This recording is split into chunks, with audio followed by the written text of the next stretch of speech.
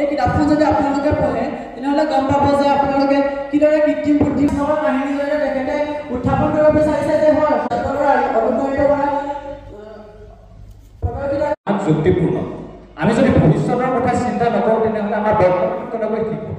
অধ্যক্ষ মহোদয়, এইখিনিতে সন্মানীয় বিৰোধী পক্ষৰ সদস্যসকলে হয়তো মোক প্ৰশ্ন কৰিব পাৰে কিয় মই আজি বিধেয়কখনৰ সপক্ষত থিয় দিছোঁ।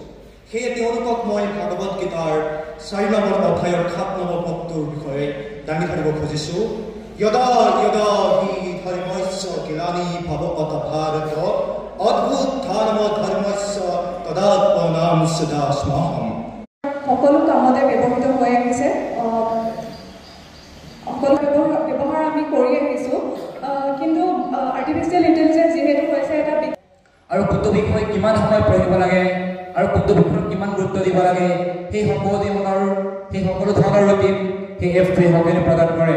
কথাত আগুৱাই লৈ গৈছে, যাৰ দ্বাৰা আমি এই প্ৰযুক্তিবিদ্যাই নতুন নতুন চিন্তা উন্মেষণ ঘটায়। ইয়াৰ ফলস্বৰূপে এই এটা বিষয়ৰ ওপৰত বিভিন্ন ধৰণে যদি আমি জানিব পাৰোঁ নিশ্চয় আমাৰ সৃষ্টিশীলতাৰ বিকাশত এইবিলাক কৌশলে যিবিলাক কৌশল অৱলম্বন কৰিব পাৰে বা এইবিলাক যদি আমি ফলো কৰিব পাৰোঁ তেতিয়া আমি প্ৰত্যেকেই